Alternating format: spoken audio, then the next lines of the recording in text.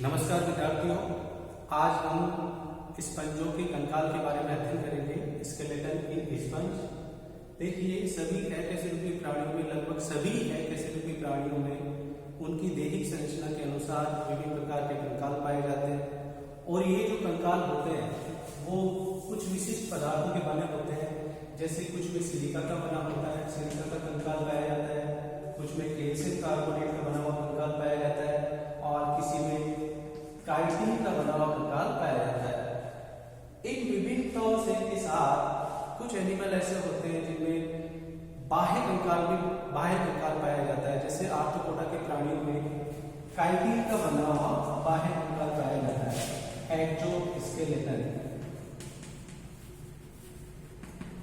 इसी प्रकार कुछ ऐसे अकशेरुकी जीव है जिनमें अंतः कंकाल भी पाया जाता है। जैसे स्पंजों में अंतः कंकाल पाया जाता है और वो सिलिका या कैल्शियम कार्बोनेट का बना हुआ अंतः कंकाल पाया जाता है। अब स्पंजों में जो अंतः कंकाल पाया जाता है वो इनकी मीजेनकाइम में स्पाइक्यूल्स और स्पॉन्जिन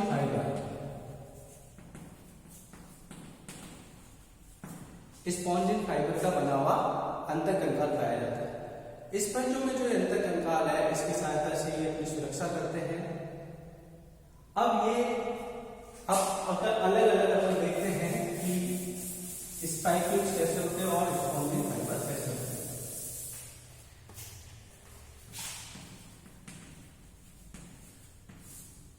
देखिए, जो स्पाइक्यूल्स होते हैं वो एक क्रिस्टलीय पदार्थों से बना होता है।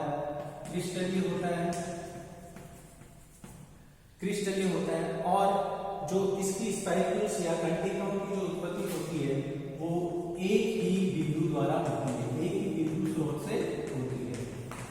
और जो स्पाइक्यूल्स का निर्माण होता है वो एक मीजेनकाइम में उपस्थित अमीबीय कोशिकाएं होती है जो स्क्लेरोब्लास्ट कहलाती है। इनकी सहायता से स्पाइक्यूल्स की उत्पत्ति या स्रावन होता है। अब ये जो स्पाइक्यूल्स होती है ये कार्बोनेट का बना हुआ एक कोर होती है या कैल्शियम कार्बोनेट का बना हुआ एक कोर होती है और इस कोर के चारों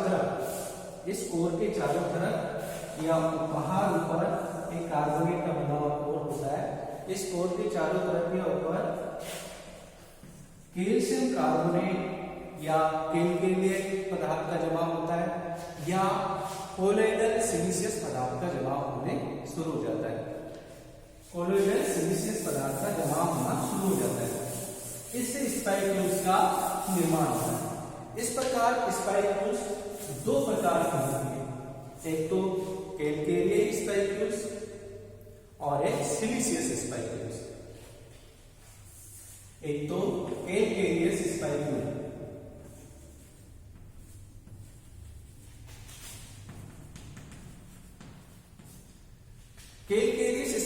होती है वो कैल्शियम कार्बोनेट की कोर की बनी होती है। इसमें कैल्शियम कार्बोनेट का जमाव होता है और ये कैल्केरिया में पाई जाती है।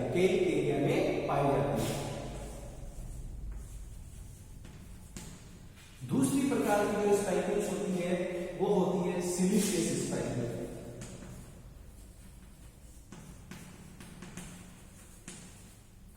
सिलिशियस स्पाइक्यूल्स होती है उसमें जो जमाव होता है, इसका जो बेसिक पदार्थ होता है वो सिलिका होता है और ये जो स्पाइक्यूल्स होती है वो हेक्साक्यूटिलिडा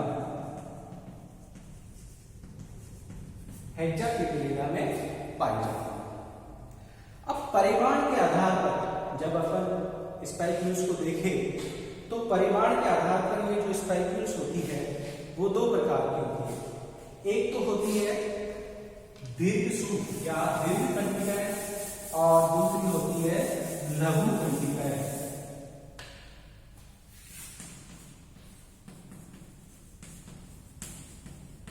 और दूसरी होती है लघु सूप। दीर्घ सूप होते हैं वो परिमाण में बड़े होते हैं। ऐसी स्पाइक्यूल्स जो बड़ी होती है परिमाण में वो दीर्घ सूप होती है, जिन्हें मेगा स्क्लेरेंज भी बोला जाता है।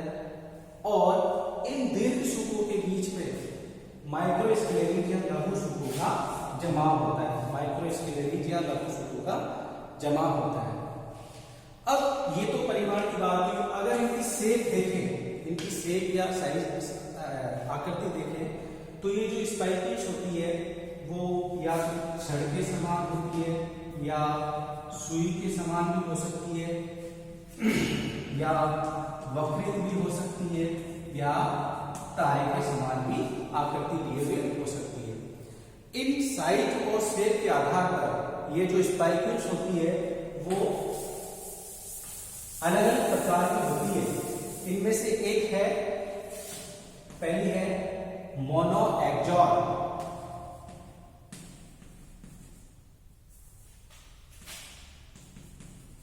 मोनोएक्सॉन, ये जो मोनोएक्सॉन या एक अक्षीय कंडिकाएं होती है, एक अक्षीय कंडिकाएं भी बोलते हैं।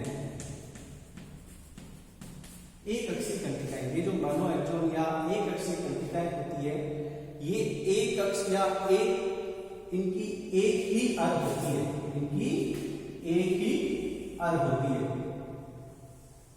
जैसे ये एक ही अक्ष में वर्दी करती है।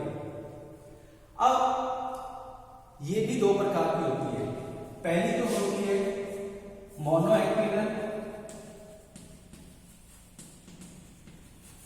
और दूसरी होती है डाइएक्टिनल। मोनोएक्टिनल या डाइएक्टिनल। मोनोएक्टिनल वे स्पाइक्यूल्स होती है या वे कंडिकाएं होती है जिनकी वर्दी का विकास एक दिशा होता है। जैसे ये स्पाइक्यूल से इसकी वर्दी एक दिशा में ही हो रही है। डाइएक्टिनल वे कंडिकाएं होती है जिनकी वर्दी का विकास द्विदिशीय होती है। द्विदिशीय होती है, जैसे इसकी एक दिशा में हो रही है और इसकी दोनों दिशाओं में हो रही है, वो डाइएक्टिनल कहलाते हैं। दूसरी प्रकार की स्पाइक्यूल्स होती है वो ट्राइएक्सॉन प्रकार की होती है।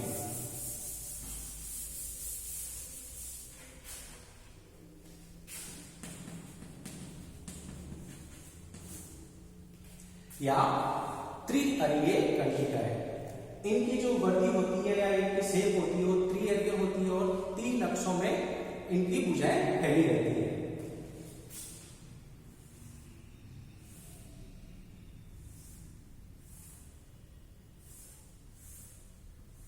इन्हें ट्राइरेडिएट या ट्राइएक्सॉन कंडिकाएं कहते हैं। इनमें इसकी जो तीनों भुजाएं होती है वो एक दूसरे के समकोण पर स्थित रहती है, और जो इनकी वर्दी होती है इनमें इनकी जो रश्मि होती है, रश्मियां होती है, इनमें दोनों दो स्क्लेरोसाइट से होती है। इस प्रकार ये हेक्सागोनल भी दिखाई देती है, हेक्सागोनल भी होती है। नेक्स्ट होती है वो टेट्राहेड्रॉन प्रकार की होती है।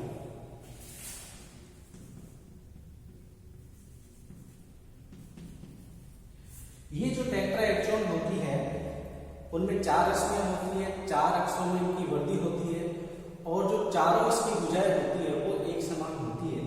लेकिन टेट्राहेड्रॉन में क्या होता है, इसकी एक भुजा लंबी होती है। एक भुजा लंबी होने की वजह से ये क्राउन शेप दिखाई देती है। कैसी दिखाई देती है?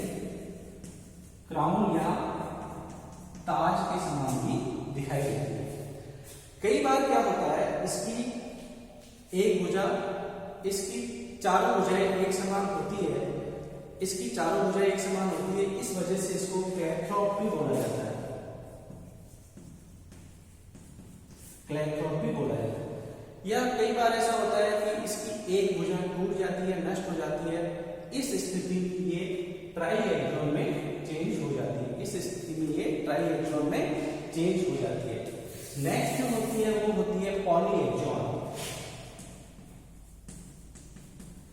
पॉलीहेड्रॉन जो कंटिकाएं होती है वो एक से अधिक दिशाओं में इनकी वर्दी होती है, एक से अधिक अक्ष में इसकी वर्दी होती है, और ये एक तारे के समान दिखाई देती है। ये एक तारे के समान दिखाई देती है और इनमें लगभग लघु स्वरूप या माइक्रो स्केलेटन ज्यादा पाए जाते हैं। तो ये 4 प्रकार होते हैं स्पाइक्यूल्स के, मोनोएक्सॉन, ट्राइएक्सॉन, टेट्राएक्सॉन और पॉलीएक्सॉन। अब स्पाइक्यूल्स का विकास किस प्रकार होता है? स्पाइक्यूल्स का विकास या डेवलपमेंट।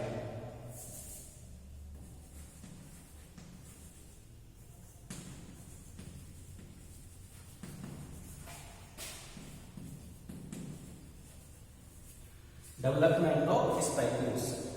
देखिए ये जो स्पाइक्यूल्स होती है वो क्रिस्टलीय संरचना की बनी होती है, क्रिस्टलीय संरचना और कार्बनिक पदार्थ की बनी होती है। इसका जो निर्माण होता है वो स्क्लेरोसाइट्स कोशिका से होता है। और ये जो स्क्लेरोसाइट कोशिका होती है इसकी जो उत्पत्ति होती है वो मेसेंकाइम में अम्लीय जो कोशिकाएं होती है स्क्लेरोब्लास्ट से इसकी स्क्लेरोसाइट की उत्पत्ति होती है।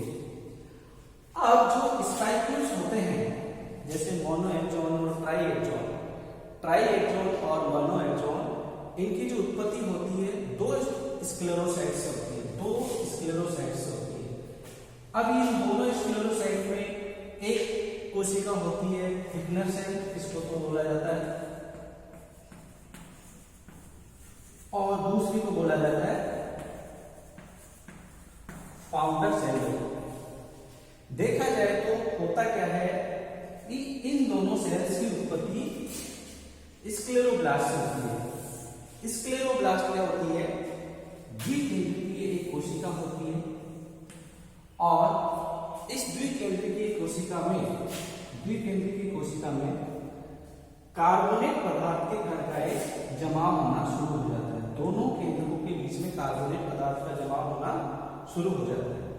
धीरे धीरे क्या होता है, ये कार्बोनेट पदार्थ वृद्धि करता रहता है, इनमें जमाव होना शुरू हो जाता है कार्बोनेट तंतुओं का, और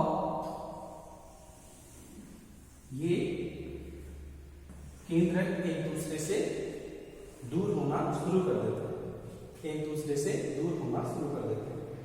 अब ये जो थिकनर सेल जो होती है, थिकनर सेल इस कार्बोनेट के तंतु को परत दर परत चढ़ाती रहती है जिससे इसका विकास होता रहता है। और ये जब पूर्ण विकसित हो जाती है तब ये मेसेंकाइम में स्वतंत्र विचरण करती रहती है। अब ये जो स्पाइक्यूल्स होती है ये भी 2 प्रकार की होती है। वे स्पाइक्यूल्स जिनका निर्माण कैल्केरियस स्पाइक्यूल्स होती है, जिनका निर्माण कैल्शियम कार्बोनेट के द्वारा होता है।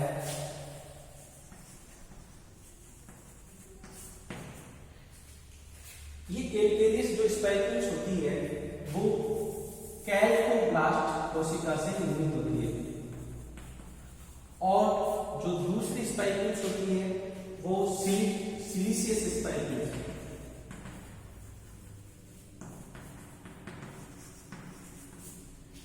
इसका निर्माण होता है सिलिकोब्लास्ट कोशिका से इसका निर्माण होता है। तो ये तो अपनी बात हुई स्पाइक्यूल्स की। नेक्स्ट जो होती है, नेक्स्ट जो इसका स्पंज का कंकाल बना होता है वो स्पॉन्जिंग फाइबर का बना होता है। स्पॉन्जिंग फाइबर का बना होता है। देखिए स्पॉन्जिंग जो फाइबर होते हैं वो कार्बनिक पदार्थ का बना होता है और प्रत्यास्थ होता है, और इसका जो निर्माण होता है वो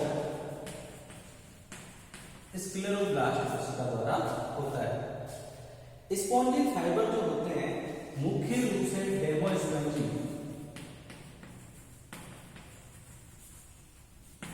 डेमोस्पंजिक रूप में पाया जाता है। कार्बनिक होते हैं, प्रत्यास्थ होते हैं और स्क्लेरोब्लास्ट कोशिका से निर्मित होते हैं। ये जो स्पॉन्जिन फाइबर होते हैं इनमें सिलिका की मात्रा ज्यादा पाई जाती है। ये भी पाया गया है कि इसमें आयोडीन की मात्रा भी पाई जाती है। और कुछ ऐसे स्पॉन्जिन फाइबर होते हैं जिनमें आयोडीन का जो मात्रा होती है वो 8 से 14% तक भी होती है। इसी वजह से प्राचीन काल में जो चिकित्सक होते थे वो स्पॉन्जिन फाइबर का बात जो स्पंज होते हैं उनके स्पॉन्जिन फाइबर का यूज चिकित्सा में यूज करते थे। और जो बच्चों में जो क्राउड डिजीज होती थी उसकी चिकित्सा के लिए स्पॉन्जिन फाइबर का यूज करते थे। क्राउड जो डिजीज होती थी बच्चों में, चिल्ड्रन में क्राउड जो डिजीज होती थी, क्राउड डिजीज की वजह से क्या होता था, बच्चों का जो गला होता था, थ्रोट होता था, वो आंशिक रूप से अवरुद्ध हो जाता था। और स्पॉन्जिन फाइबर की यूज से ये क्राउड डिजीज की चिकित्सा करते थे प्राचीन समय में चिकित्सक। अब जो स्पॉन्जिन फाइबर है इनका जो विकास है, स्पॉन्जिन फाइबर का विकास कैसे होता है? स्पॉन्जिन जो फाइबर है वो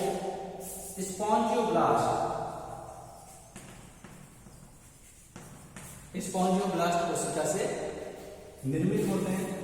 ये जो स्पॉन्जियोब्लास्ट कोशिकाएं होते हैं वो एक के बाद एक क्रम में व्यवस्थित हो जाती है और प्रत्येक स्पॉन्जियोब्लास्ट कोशिका से एक तंतु का निर्माण होता है और सभी स्पॉन्जियोब्लास्ट कोशिकाओं के तंतु मिलकर एक स्पॉन्जिन फाइबर के तंतु का निर्माण करते हैं। स्पॉन्जिन फाइबर के तंतु का निर्माण करते हैं। इस प्रकार स्पॉन्जिन फाइबर का निर्माण होता है। तो स्पंज का जो कंकाल है, स्पंज का जो स्केलेटन है वो दो प्रकार से बना होता है। पहला है स्पाइक्यूल्स और दूसरा है स्पॉन्जिन फाइबर।